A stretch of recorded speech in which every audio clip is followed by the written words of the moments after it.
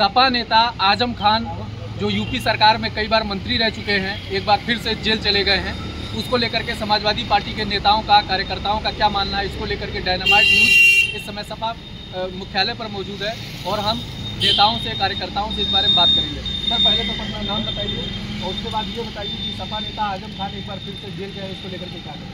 मेरा नाम आलोक प्रसाद है।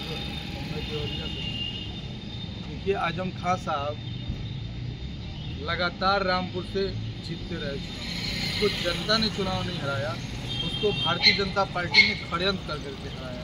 और भारतीय जनता पार्टी के षड्यंत्र के खिलाफ न्यायालय से जमानत पे आजम खान साहब बाहर थे और लगने लगा कि अब चुनाव आने वाला है, पंचायत चुनाव नज़दीक है, उसके बाद विधानसभा का चुनाव नज़दीक है, आजम खान साहब जेल से बाहर रहेंगे तो समाजवादी पार्टी और मजबूत होगी।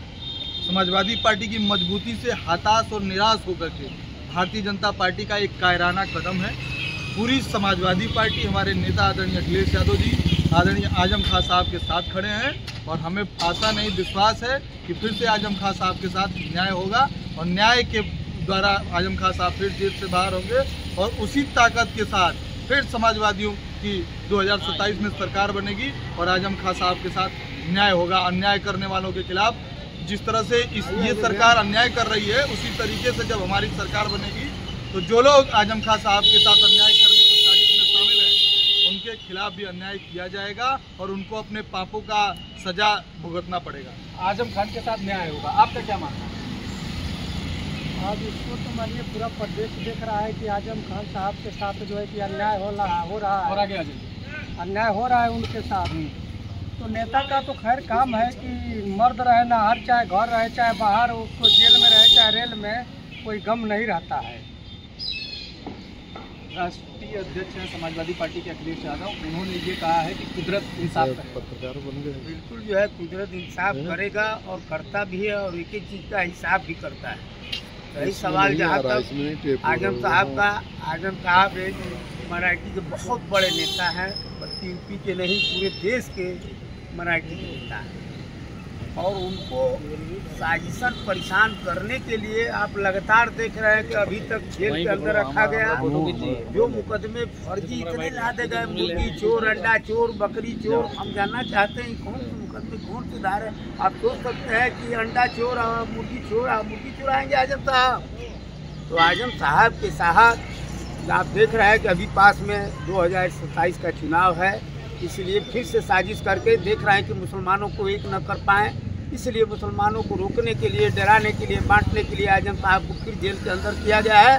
लेकिन आपको एक चीज़ मैं बता देना चाहता हूँ कि हम लोग समाजवादी लोग हैं और समाजवादी पार्टी के एक एक कार्यकर्ता, चाहे वो आजम साहब हों या न हों, लेकिन पूरी मजबूती के साथ 2027 में हम अखिलेश यादव जी के नेतृत्व में उत्तर प्रदेश में सरकार बनाएंगे। चाहे जितना दम लगाना है सरकार को लगा ले, समाजवादी पार्टी के कार्यकर्ता इससे पीछे होने वाले नहीं।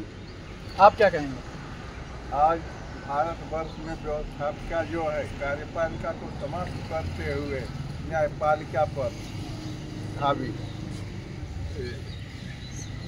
पर हावी है, आप क्या कहेंगे? ये आजम खान साहब के साथ सरासर अन्याय कर रही है सरकार को ऐसा नहीं करना चाहिए, क्योंकि ये लोकतंत्र की सरकार नहीं है, ये राजतंत्र की सरकार है। लोकतंत्र की सरकार नहीं है, इनका कहना है, आप क्या कहेंगे? देखिए, मैं कहना चाहता हूं कि भारतीय जनता पार्टी जब से सत्ता में आई वो अपने आप को राजतंत्र समझ रही है, और जबकि ये संविधान तंत्र है, लोकतंत्र, और लोकतंत्र की गला घोट रहे थे अभी तक, अब उसका हत्या हो रहा है।